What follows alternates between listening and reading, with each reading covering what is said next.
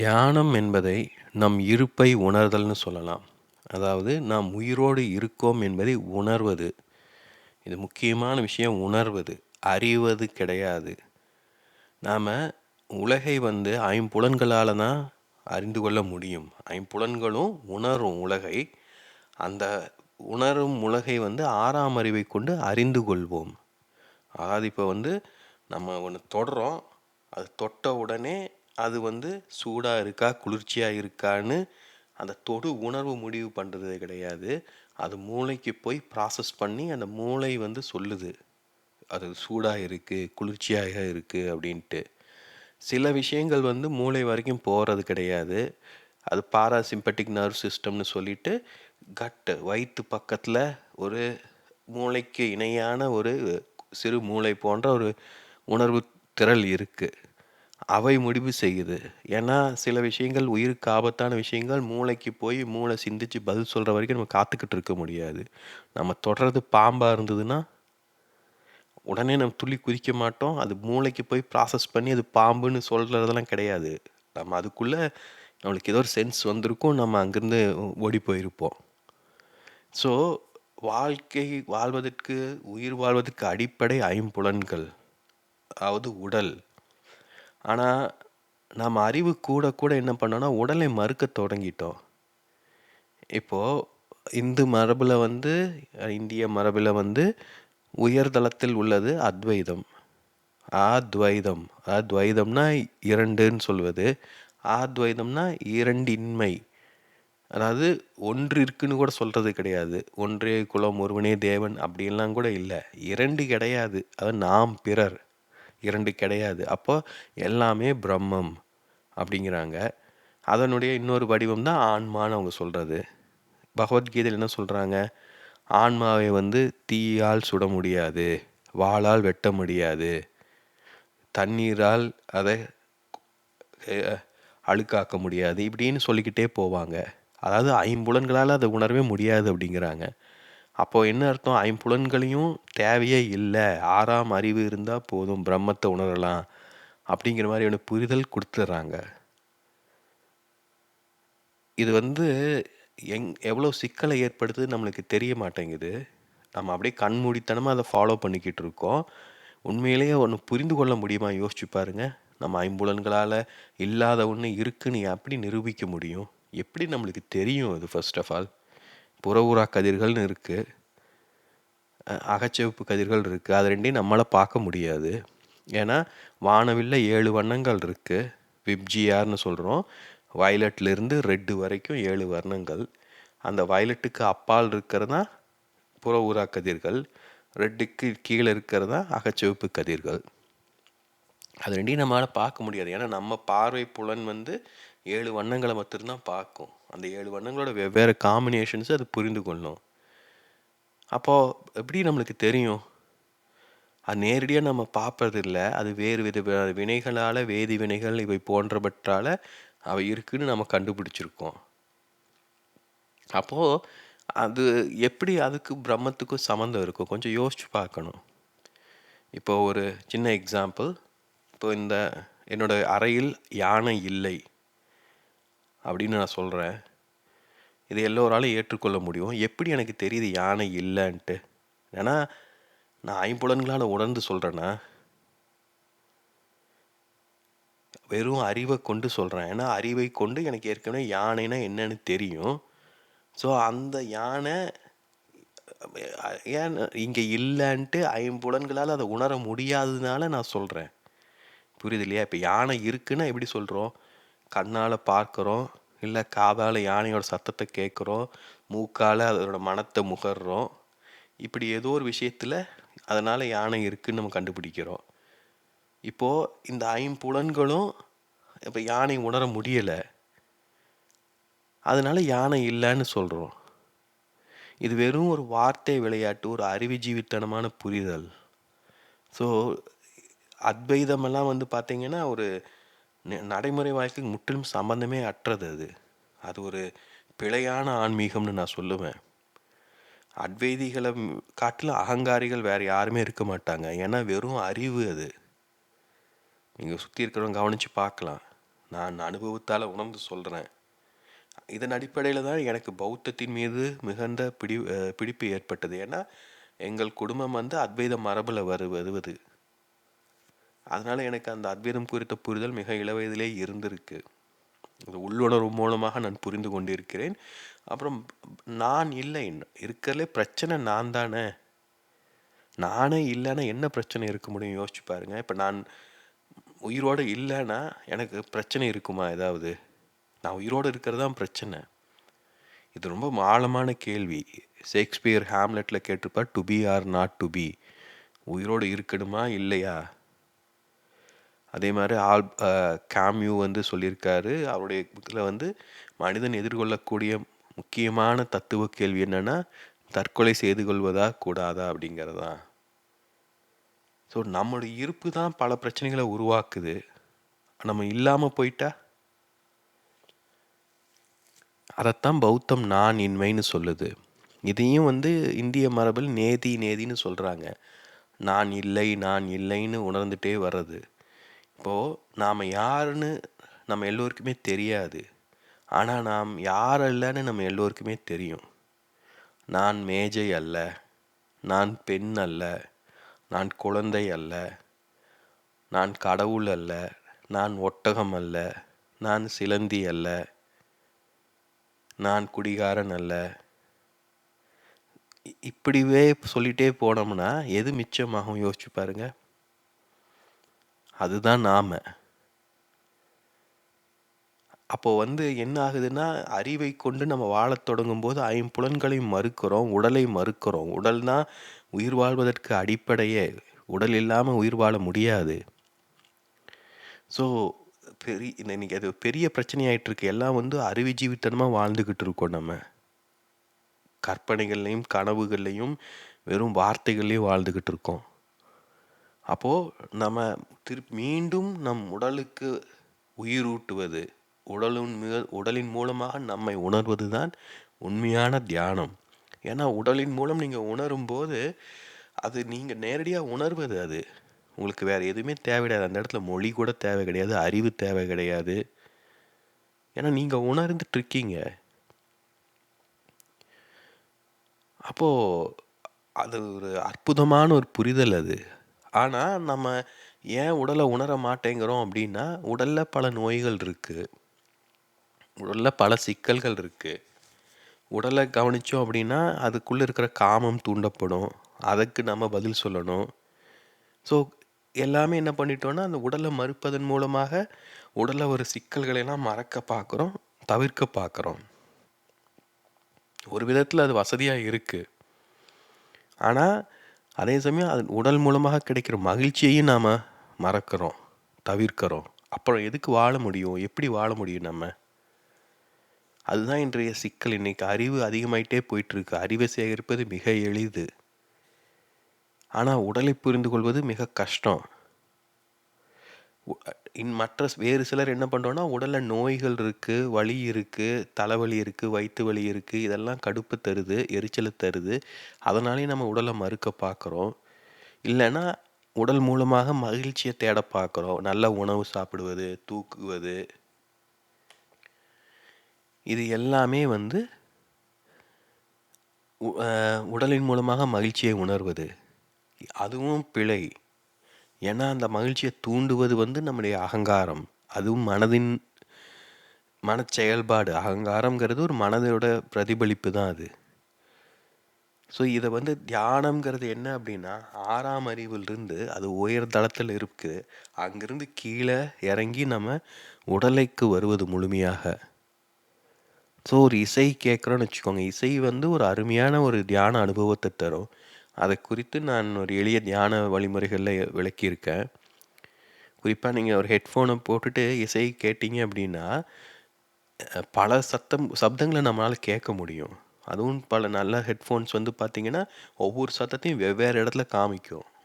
ஒரு சத்தம் வந்து இடது காதோட மேல் பக்கத்தில் கேட்கும், இன்னொன்று வலது பக்கம் கேட்கும். அதுக்கு நடுவில் ஒரு ஸ்பேஸ் இருக்கும், அந்த ஸ்பேஸில் மௌனம் இருக்கும். ஸோ இசையை நம்ம துல்லியமாக கேட்கும்போது அந்த இடைவெளியை நம்மளால் கவனிக்க முடிஞ்சதுன்னா இசை நல்ல ஒரு தியான அனுபவத்தை தரும். மூக்கு, நம்ம பலரும் மூக்கை ஒழுங்காக பயன்படுத்துவதே கிடையாது. ஏன்னா மூக்கு வந்து காமத்துடன் நெருங்கிய தொடர்பு கூடையது. இதை நீங்கள் கொஞ்சம் யோசித்து புரிஞ்சு கொள்ளுங்க. நம்ம கண்ணை வந்து ரொம்ப டாமினண்ட்டாக யூஸ் பண்ணுறோம். அதனால தான் தியானத்தில் கண்ணை மூட சொல்கிறாங்க. ஏன்னா கண் திறக்கும்போது எனர்ஜி வெளியில் போகுது, நம்ம கவனம் வெளியில் சிதறுது. கண்ணை மூடி இருக்கும்போது நம்முடைய கவனத்தை உள்ளே குவிக்க முடியும். சில தியான முறைகளில் வந்து கண்ணை திறந்துட்டு தான் பண்ணணும்னு சொல்லுவாங்க. அப்போ கண்ணை அசைக்காமல் வைக்கணும்னு சொல்லுவாங்க. பட் என்னுடைய அனுபவத்தில் அது அவ்வளவு உகந்ததாக இல்லை. அடுத்தது என்ன இருக்குது? வாய், ருசி. ருசிக்கு நம்ம எல்லாருமே அடிக்ட் ஆகிட்டோம். வாங்கும்போது பேச்சையும் சொல்லலாம், உணவையும் சொல்லலாம். பேசிக்கிட்டே இருக்கும், அர்த்தமே இல்லாமல் ஆழமே இல்லாமல் எவ்வளோ சொற்களை நம்ம உதிக்கிறோம். வள்ளுவர் என்ன சொல்லியிருக்காரு? சொல்லுக சொல்லிற் பயனுள்ள, சொல்லற்க சொல்லிற் பயனிலா சொல். பயனற்ற சொற்களை நம்ம சொல்வதை தவிர்க்க வேண்டும். இப்போ நான் பேசுவதே வந்து பார்த்திங்கன்னா பல சொற்கள் பயனற்ற சொற்கள். இன்னும் அதை கிறிஸ்பாக என்னால் பேச முடியும். ஆனால் நான் திட்டம் போட்டு பேசுவது கிடையாது. தன்னியல்பாக எனக்கு வார்த்தைகள் வெளியில் வருது. நான் என்னுடைய வார்த்தைகள் மூலமாக என்னுடைய எனர்ஜியை, என்னுடைய தெளிவை, அமைதியை பகிர்ந்து கொள்கிறேன். அதனால் கொஞ்சம் எக்ஸஸாக வார்த்தைகள் வந்தாலும் தவறு இல்லைங்கிறது என்னுடைய புரிதல். அது சரியாக தவறான்னு நீங்கள் தான் சொல்லணும். ஏன்னா நான் 1 மணி நேரம் பேசினாலும் 10 நிமிஷம் 15 நிமிஷம் தான் பார்க்குறாங்க. 10 நிமிஷம் பேசினாலும் 1 நிமிஷம் 2 நிமிஷம் பார்க்குறாங்க. யாருமே 10 to 20% மேலே பார்க்குறது கிடையாது. அதுக்குள்ளே அவங்களுக்கு தேவையானது கிடைக்கணும்னு எதிர்பார்க்குறாங்க. அதுக்கு ஒன்றும் பண்ண முடியாது. நம்மளுக்கு தேவைன்னா நம்ம தான் அதை தேடி கண்டுபிடிக்கணும். ஸோ பேச்சு அது வந்து மன அழுத்தத்தை குறைக்கிறதுக்காக நம்ம நிறைய பேசுகிறோம். அடுத்து ருசி. ருசி வந்து ரொம்ப அடிக்ட் ஆகிட்டோம் அதுக்கு. நம்ம எதையுமே மதிக்கிறதே கிடையாது. ருசிங்கிறது வந்து ஒன்று காமத்தோட வேறு வடிவம். காமத்தில் ஈடுபடாத போது நம்ம உணவை கொண்டு உடலுக்கு தேவையானதை தர முயற்சிக்கிறோம். அதனால தான் உடம்புல எக்ஸஸ் எனர்ஜி சேர்ந்து உடம்பு நகர்த்த முடியாமல் நோய் எல்லாம் ஏற்படுது. ஏற்கனவே துக்கம் நம்மளுக்கு அழுத்தி வச்சிருக்கு உள்ளுக்குள்ளே. அது கூட உணவு சேர்த்திக்கிட்டே போனோம்னா உணவும் எனர்ஜி தான். அந்த எனர்ஜி வெளிப்படாமல் உடலில் தங்குது. ஸோ உடலில் அதிகப்படியான எனர்ஜி சேரும்போது அதை வெளியிட வழி இல்லாத போது என்ன ஆகுது அப்படின்னா அதுதான் கேன்சராக மாறுது. உடலில் இருக்கிற எக்ஸஸ் எனர்ஜி தான் பல்வேறு நோய்களை உருவாக்குது. ஏன்னா அந்த எனர்ஜி வந்து ஏதோ ஒரு இடத்துல போய் சேகரமாகும். இப்போ எனக்கு சொன்னேன்னா நான் இதயம் பக்கத்தில் என்னோடய எனர்ஜி எல்லாம் இறுகி போய் இதயத்தை இருக்க வச்சுருந்தது. வேறு எங்கேயாவது கூட சேகரம் ஆகலாம். அதுக்கு தான் அதெல்லாம் எபிஜெனட்டிக்ஸ் இதெல்லாம் நிறைய விஷயங்கள் இருக்குது. ட்ராமா எக்ஸ்பர்ட்ஸ் வந்து இதெல்லாம் விளக்குறாங்க. இப்போ உங்களுக்கு சர்க்கரை நோய் இருந்தால் இந்த மாதிரியான ட்ராமா இருக்கும் அப்படின்லாம் நிறைய விளக்கங்கள் இருக்குது. அடுத்தது உடல். உடல் வந்து அதாவது தோல் வந்து பார்த்திங்கன்னா 5 புலன்கள்லேயே மிகப்பெரியது தோல். எவ்வளோ பெருசு யோசிச்சு பாருங்கள். காலிலிருந்து தலை வரைக்கும் நம்ம உணர முடியும். மிகவும் மென்மையானது, மிகவும் நுட்பமானது தோல். நம்ம எல்லோருக்குமே வந்து அணைப்பு தேவை. நம்ம குழந்தைகளாக யாரும் நம்மளை அணைப்பது கிடையாது, கொஞ்சுவது கிடையாது.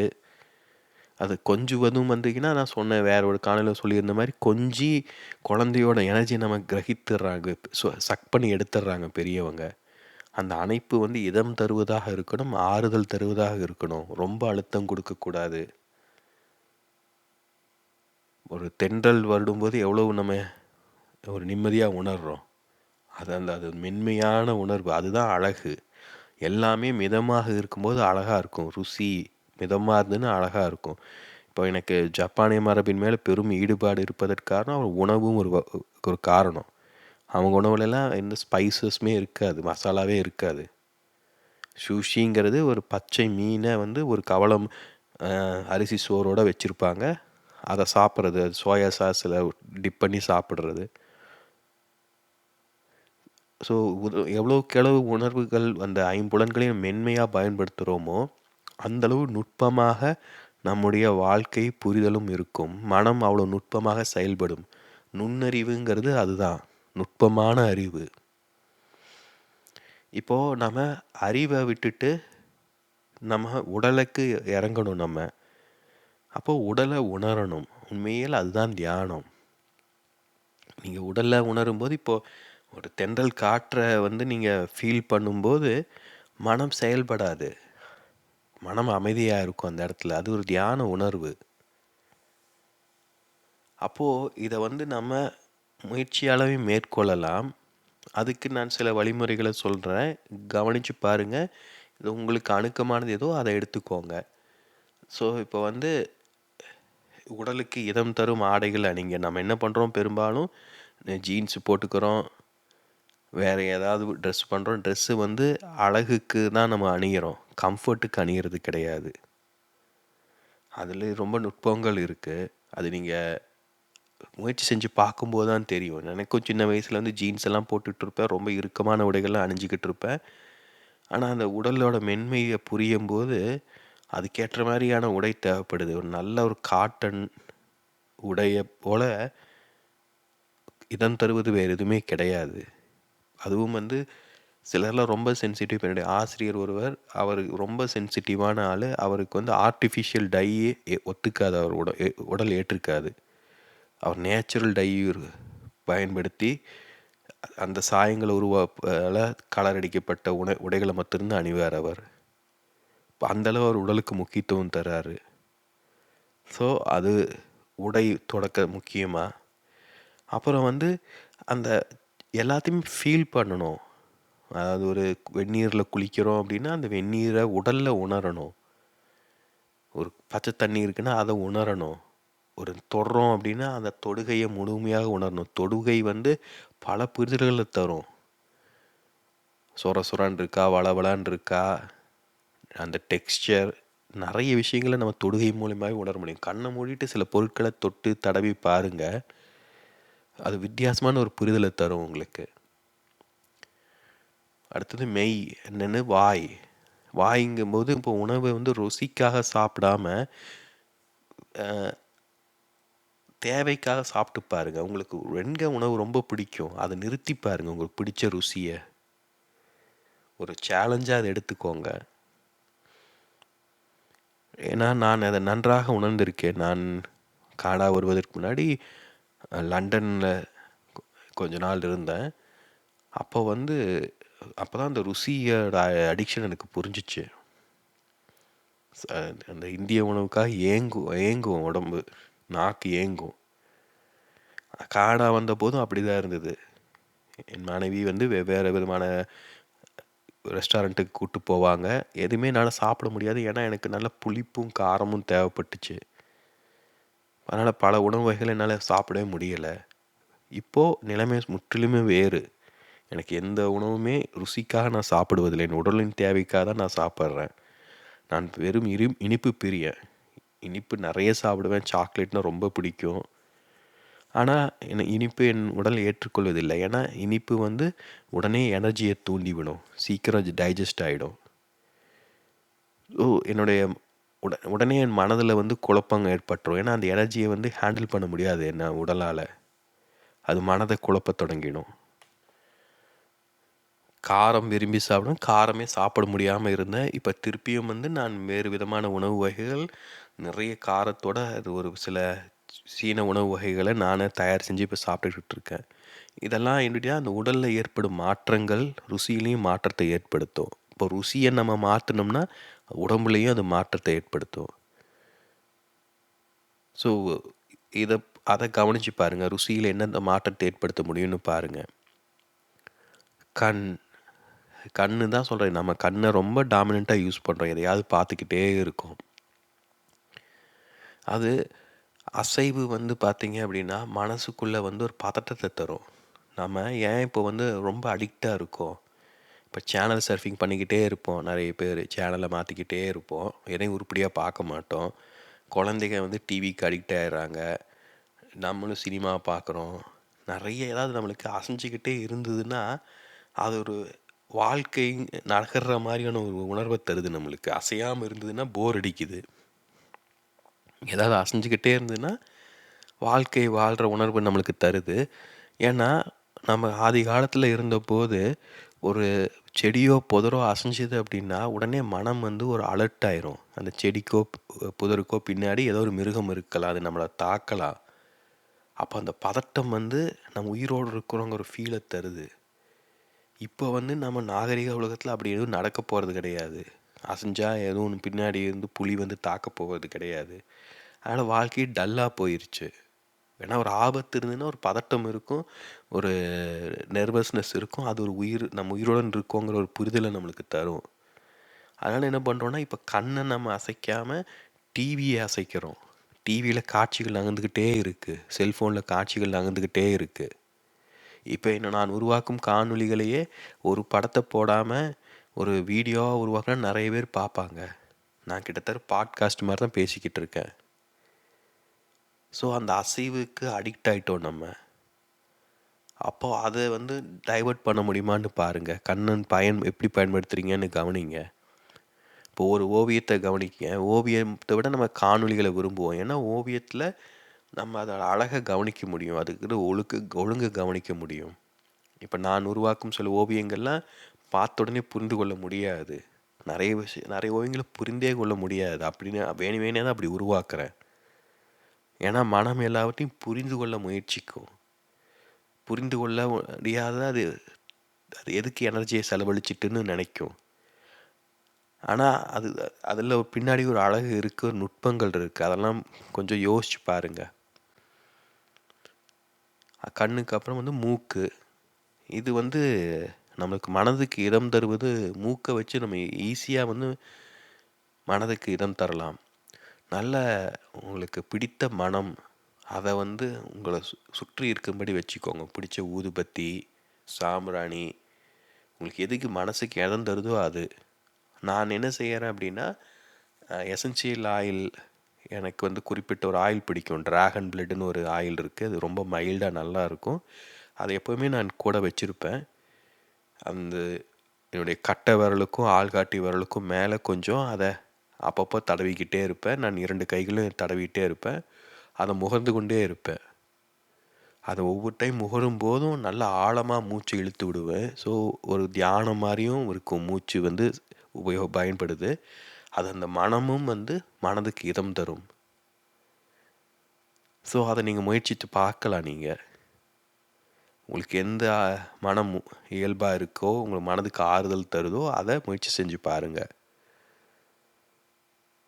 உங்கள் அறையில் உங்களுக்குன்னு இடம் இருக்குது அப்படின்னா அதை சுற்றியும் அந்த மனம் கமலம் மாதிரி வச்சுக்கோங்க. நாங்கள் தெரியல இந்தியாவில் இருக்கான்னு தெரியல, இங்கே வந்து டிஃப்யூசர்ஸ் வந்து கொஞ்சம் ரொம்ப ஃபேமஸாக இருக்குது இப்போது. அது டிஃப்யூசர்ஸ் வந்து எப்படின்னா, அது அல்ட்ராசோனிக் சவுண்டை வச்சு இதாகவும், அதில் தண்ணியை ஃபில் பண்ணிவிட்டு எசென்ஷியல் ஆயில் ஊற்றிட்டோம், க்ளோஸ் பண்ணிட்டோம்னா அந்த அல்ட்ராசோனிக் வைப்ரேஷனால் தண்ணீர் வந்து ஆவியாகும்போது அந்த தண்ணியில் கலந்த அந்த நீராவியில் அந்த மனமும் சேர்ந்து வெளிவரும். அதை போட்டோம்னா அந்த ரூமே வந்து மணக்கும். இது ஊதுபத்தி இதெல்லாம் ஒத்துக்காது, எனக்கு அதை ஏற்றுக்கொள்ள முடியாது, என் உடலுக்கு அது ஒத்துக்காது. அதனால டிஃப்யூசர்ஸ் யூஸ் பண்ணுவோம். அதுவும் இல்லாமல் இப்போ காடால் வந்து இங்கே இருக்கிற சீதோஷ்ண நிலையினால் இந்த ஹியூமிடிட்டியில் அப்பப்போ பிரச்சனை வரும். அப்போது நிறைய பேர் அதுக்கு வந்து ஹியூமிடிட்டி மெயின்டைன் பண்ணுறதுக்கும் உதவும், அது வாசமாகவும் இருக்கும். அதையும் நீங்கள் முயற்சித்து பார்க்கலாம். அப்புறம் காது வந்து ஒலி, இசை கேட்பது. அதனால தான் நான் இசை கேட்குன்னா சினிமா பாட்டை கேட்காதீங்கன்னு சொல்கிறதுக்கு அதனால தான். ஏன்னா சினிமா பாட்டை கேட்கும்போது வார்த்தைகளை பிடிச்சிக்குவோம், வார்த்தைகளுக்கு பின்னாடி இருக்கிற சென்டிமெண்ட்டை பிடிச்சிக்குவோம். அதற்கு மாறாக வெறும் இசைக்கருவிகளை மட்டும் கொண்ட இசையை கவனிங்க. நான் இசை குறித்து ஒரு காணொளி போட்டிருக்கேன், அதில் நிறைய பதிவுகளை வெளியிட்டிருக்கேன், அதை கேட்டு பாருங்கள். அப்படி எளிய தியான வழிமுறைகளில் ஒன்று வந்து ஒலியை கேட்பது குறித்தது. அதை நீங்கள் முயற்சித்து பார்க்கலாம். இப்போது இதெல்லாம் செய்யும்போது என்ன ஆகுதுன்னா, நம்ம மனதிலிருந்து நம்ம கட்டுப்பாட்டை உடலுக்கு கொண்டு வரோம். உடலில் நம்ம ஐம்புலன்களால் எதை உணரும் போதும் நம்ம உயிரோடு இருக்கோம், அந்த ஒரு ஃபீல் நம்மளுக்கு கிடைக்கும், உணர்வோம் அதை. It's not a thinking, it's not a கற்பனை. ஸோ அதெல்லாம் வேணும். அப்புறம் வந்து இதை தவிர வேறு சில வழிமுறைகள் இருக்குது. உடற்பயிற்சி செய்வது, நீச்சல் அடிப்பது, சைக்கிள் ஓட்டுவது, அதெல்லாம் முழு உடலையும் நம்ம பயன்படுத்துகிறோம் அந்த கணத்தில். பட் அது எவ்வளோ பேருக்கு சாத்தியம்னு கிடையாது. எனக்கும் அது சாத்தியம் கிடையாது. என்னால் எந்த உடற்பயிற்சியும் செய்ய முடியாது. ஸோ இதெல்லாம் ஒவ்வொருத்தரும் நம்மளுக்கு என்ன சரியாக வரும்னு கவனிக்கணும் நம்ம. அப்போது தியானம் என்பது என்னென்னா, நம்ம உயிருடன் இருப்பதை உணர்வது. அது உடலின் மூலமாக உணரணும், மனதின் மூலமாக உணரக்கூடாது. என்னுடைய புரிதலின் அடிப்படையில் 7ஆம் அறிவுங்கிறது மௌனம்னு சொல்லியிருந்தேன். அப்போது நீங்கள் உடலில் உணரும் போதே மௌனத்தை நீங்கள் உணர முடியும். மனம் அமைதியாக இருந்தாலே மௌனம் வந்துடுது தானாகவே. அப்போது இது நீங்கள் மனதை கடந்து 7ஆம் அறிவை உணர முடியும்.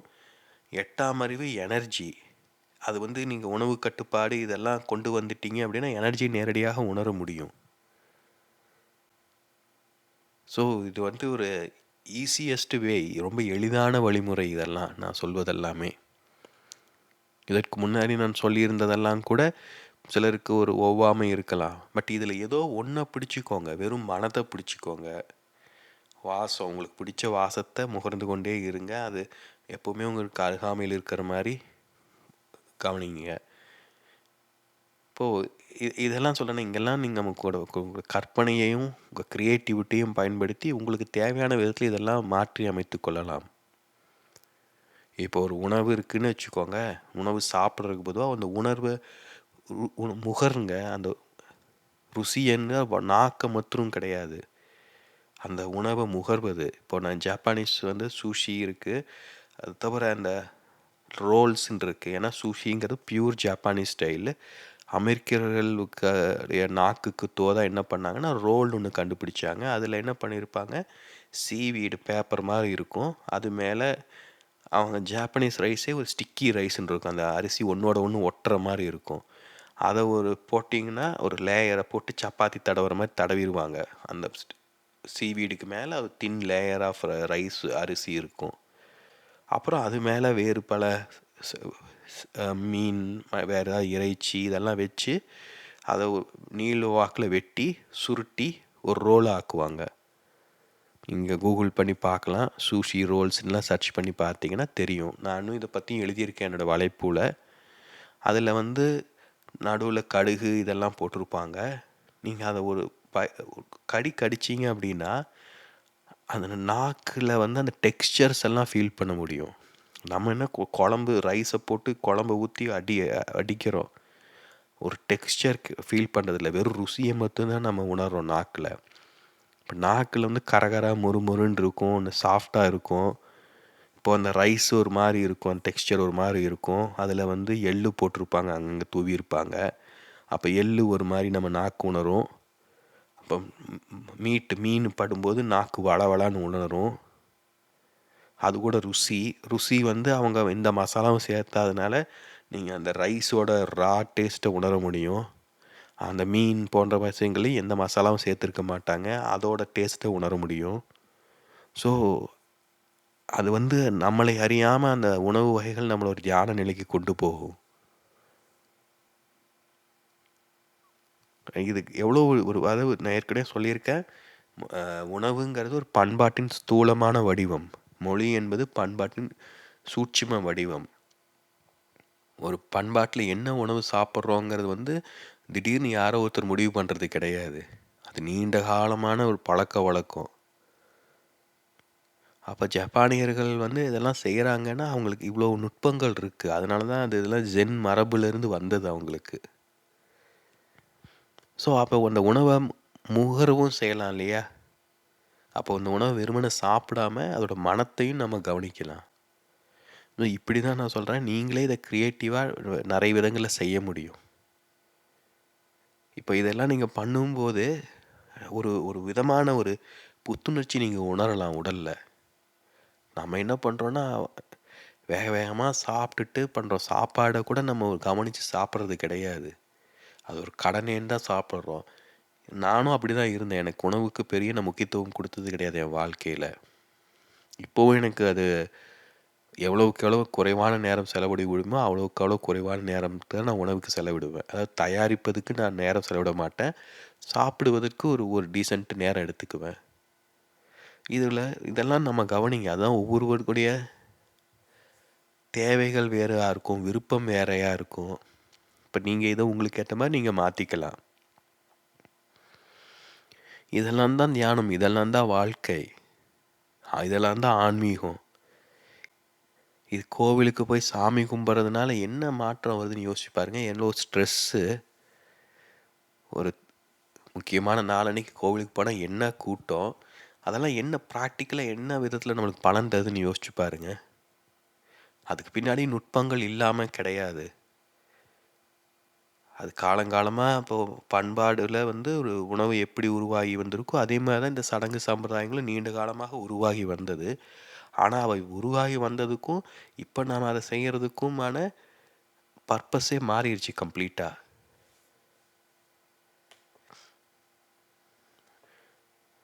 ஸோ ஒரு ஆன்மீகமாக நீங்கள் ஒரு பூஜை செய்கிறீங்க, இல்லை ஒரு திருவிழாவில் பங்கெடுத்துக்கிறீங்க அப்படின்னா அதனால் என்ன பலன் கிடைக்குதுன்னு யோசிச்சு பாருங்கள். ஒரு யாகம் செய்கிறோம், ஹோமம் செய்கிறோம் வீட்டில் அப்படின்னா கூட அதன் பின்னாடி ஸ்ட்ரெஸ்ஸு தான் இருக்குது. அதை நம்ம என்ஜாய் பண்ணுறது கிடையாது. நிறைய விஷயம் இருக்குது. வாழ்க்கையை நம்ம எளிதாக்கி கொள்ள பார்க்கணும், சிக்கலாக்கி கொள்ள முயற்சிக்கக்கூடாது. ஏற்கனவே வாழ்க்கை ரொம்ப சிக்கலாக இருக்குது. இப்போ இதெல்லாமே பார்த்திங்கன்னா உங்களுடைய மதம் வேறையாக இருக்கலாம், உங்களுடைய பின்புலம் வேறையாக இருக்கலாம். அதுக்கேற்ற விதத்தில் நீங்கள் மாற்றி அமைத்து கொள்ளலாம். இதெல்லாம் சொல்லும் வழிமுறைகள் எந்த மதத்துக்கும் சார்ந்ததல்ல, எந்த சாதியினருக்கும் சார்ந்ததல்ல. ஆண் பெண் குழந்தைகள் யார் வேணாலும் இதை பயன்படுத்த முடியும். எல்லோரும் சாப்பிட்ணும் 3 வேளை, எல்லோரும் எதையாவது கேட்டுக்கிட்டு இருக்கோம், எதையாவது பேசிக்கிட்டு இருக்கோம், எதையாவது பார்த்துக்கிட்டு இருக்கோம். இப்போ இதெல்லாம் கவனித்தோம்னா வாழ்க்கையே நம்ம தியானமாக ஆக்கிட முடியும். இதுக்கு தனியாக நீங்கள் நூல்கள் வாசிக்க வேண்டியதில்லை, தத்துவம் தேவை கிடையாது, வரலாறு போன்றவை தேவையே கிடையாது, அறிவே தேவை கிடையாது. மிகவும் எளிமையான வழிமுறைகள் இவை. அதை எப்படி புரிந்து கொள்வது, எப்படி செயல்படுத்துவதுங்கிறது ஒவ்வொருடைய முடிவு. திருப்பி நான் சொல்கிறேன், இதில் இதுதான் சரி இதுதான் தவறுன்னு கிடையாது. அது மூலமாக நம்ம குற்ற உணர்வை உருவாக்கி மற்றவங்களை கட்டுப்படுத்துறது இதெல்லாம் அவசியம் கிடையாது. உங்களுக்கு அது நிறைவு தந்துச்சுன்னா அது உங்களுக்கு சரி, அவ்வளவுதான். இன்னொருவருக்கு எது நிறைவாக இருக்கோ அது அவருக்கு சரி. நம்மளுக்கு நிறைவாக இல்லாத போது தான் அது தவறு. ஸோ இதை புரிந்து கொள்ளுங்கள், வாழ்க்கையை எளிமையாக்குங்க, அவ்வளோதான் நான் சொல்லுவேன். நம் வாழ்க்கை நம் தேர்வு, நம் வாழ்க்கை நம் பொறுப்பு.